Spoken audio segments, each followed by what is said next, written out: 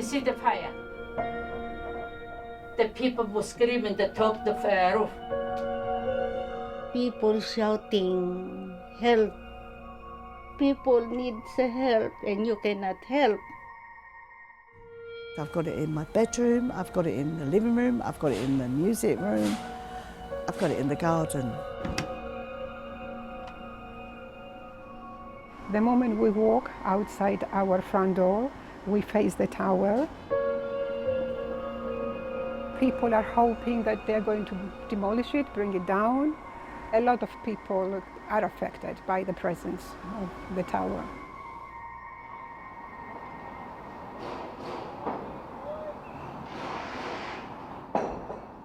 The sounds. The horror. The haunting images. For a year, Grenfell Tower has loomed over this community. A blackened husk, later clothed in white. Amidst the raw grief and the ongoing criminal investigation and inquiry, there's been another question. What will happen to the site long term? How might the deaths of 72 people be remembered? What are those key words, if you like? So, is it water? Is it trees? Is it birds? What are the kind of things we want? The next station is Latimer Road. One idea that found favour for a while was to rename the local tube station Grenfell. The government has promised the bereaved will be at the heart of deciding what happens at Grenfell. That's people like Adele Shoei, who is leading those conversations. I lost 4 relatives in the tower. Well, technically I lost 3 relatives in the tower. Two young children, an 8-year-old and a 5-year-old were rescued. And the 8-year-old died 36 hours later. So there's a 6-year-old, and I need to make sure that she's not, she's got somewhere to go to where she can remember her parents, remember her siblings. What might she and other relatives eventually find there? The assumption is the tower will come down, and there's already been one specific suggestion for the site from an authority figure. I was quite fortunate that my family, I say fortunate, but I was quite fortunate in that my family were whole and we were able to have burials quite rapidly, but other families have only had fragments back and everything else is toxic ash.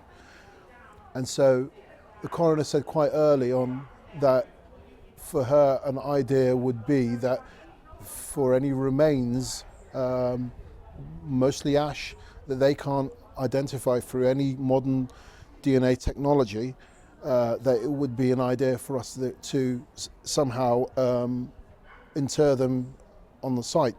And I think a lot of families who are going through this, who have only had fragments back, find the idea quite reassuring.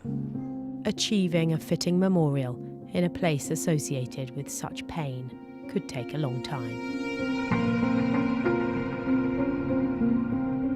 For many, the Grenfell disaster brought to mind 9/11 in New York, those unforgettable images of the Twin Towers before they fell and the awful fate of those inside them. While no two catastrophes are the same, in both places people died in a horrific and very public way, and both sites became, for many of the bereaved, a graveyard for their loved ones. They've rebuilt on Ground Zero, with a waterfall memorial in the footprints of the 2 World Trade Center towers and a 9/11 museum below ground. Only 2 months after 9/11, official conversations were already being held about what kind of memorial could be created here. That's not to say things ran swiftly or smoothly as a result, and what unfolded in the years after could offer lessons as the Grenfell community starts to think about how to memorialise its dead. Well, this is kind of my original model. Back in 2003, Daniel Libeskind was chosen as the master planner for the 16 acres destroyed by the terror attack. I didn't just start with the design. I talked to the families of the victims. I didn't just go and start drawing things. I got to know them. I got to know their stories. The design is being able to articulate feelings, emotions, since it's not really just about concrete and earth and names carved into the side. It's really how to overcome these events in some positive way.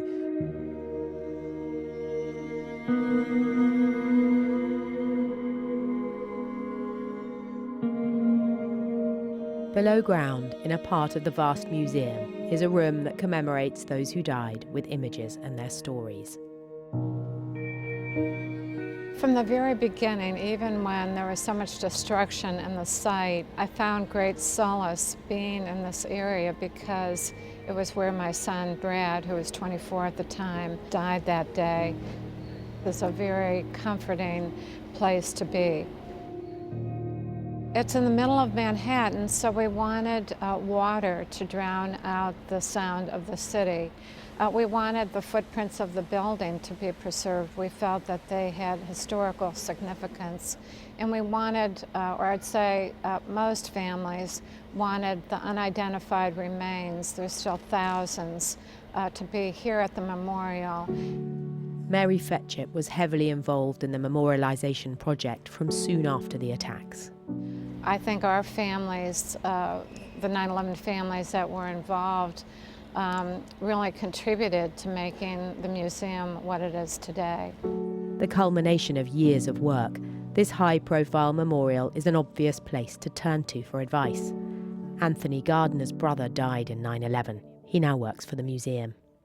Representatives from the central government in the UK, specifically from the Grenfell Tower Victims Unit, had reached out back last fall and just seeking guidance from us on how to memorialize. What did our memorial process look like? Because it was a long process, it was emotional, it was painful, but at the end it was inclusive and we were able to find common ground. And so we always try to impart those lessons to instill those communities with a sense of hope.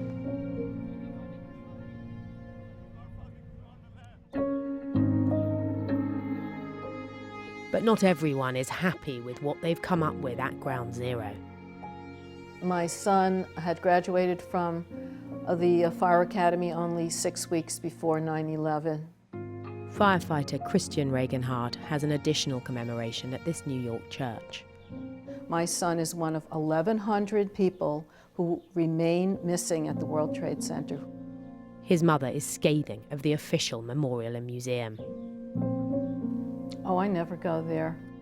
I don't see what is comforting to look at two huge pools of water and to have all these names with no identification, no age, nothing. Sally would have preferred more details about the lives of those who died to be above ground, instead of in the museum down below, which charges entry to all except close family. Pictures, likenesses, some type of image engraved on a stone, that is so meaningful. We had nothing of that. An advocate for some firefighter families also finds the memorial inappropriate. They consciously made a decision to make this an urban park, to see people taking selfies and smiling and running around, kids screaming, people eating their lunch. I mean, this is not any amount of reverence or respect for what happened there that day. That depends on who you are. And a lesson from here is that it's hard to strike the right note for everybody. Well, people grieve differently, and I'll use my own family as an example. I love being here at the memorial and, spent a lot of time down here over the years with other family members advocating for what we thought was an appropriate memorial. My husband will come from time to time. My children, who are adults now, they've never been. They'll come to a memorial event on the Memorial Plaza, but they haven't yet come into the memorial. And it has to be here, because at some point they may want to visit. This is not a model to follow for Grenfell in terms of the memorialization process. Make this a reverential spot. Make this a place where people come to remember the people that were killed there, not to come and eat their lunch, but to come and think about the folks that died in that building, and also maybe even the larger issues of how did we fail? How did government fail? How did the building designers fail? How did the architects fail? How did all these things fail to create this situation, to be contemplated from that respect? Because that is something that I think that's important as well. That's just as important a memorial, in my mind, is making improvements for the future. This memorial and its museum is, in a sense, very American. A bold, impressive, expensive reaction to an attack on the country itself. With so many families affected, as well as residents, business people and the like, the finished site was probably never going to take everybody with it. London feels different. A year on from the fire, Grenfell is a tight community. And what happened here is so shaming that it appears the authorities intend to do the right thing. There are already signs that when it comes to Grenfell, the process of memorialisation will be much more straightforward. In March, the government and the local council formally agreed to put the Grenfell community at the heart of any decision over what happens to the site. They signed up to a set of written principles which said the future of the area will be decided by the bereaved, survivors and local residents, with the bereaved having a power of veto over all decisions. Adele Shoei was involved in the negotiations. For many bereaved, the idea that that becomes anything other than a memorial garden is hurtful. It's where our loved ones died. It's where people will be buried effectively. I think it was just important that we put that anxiety to bed, and so we pressed for a formal document. Do you feel now reassured that they won't build on it? Yeah. That's a definite commitment. I feel confident that we will decide what happened to that site. Once the anniversary is over, the consultation begins. There's much to reflect on. Whether to use the cavity that will be left when the tower is taken down, how to fund any plans, and of course, what kind of memorial they want. What I'm trying to achieve is a very blank piece of paper that enables us, that gives us the power to decide what that is without imposing my ideas for the tower. And I think that's important because it's not my decision to make. It is for the bereaved, it is for the survivors, and it is for the local community to make that decision. It's not my decision to make. A memorial is important, absolutely. It's part of our recovery process. Oh my God, I'm already feeling a little bit sick. On a street not far from the tower, an NHS mental health team that deals with people affected by Grenfell is offering passers-by something a little different. Oh my God, Jesus. Whoa! This year has seen more than 2,000 people, a quarter of them children, referred for Grenfell-related talking therapy.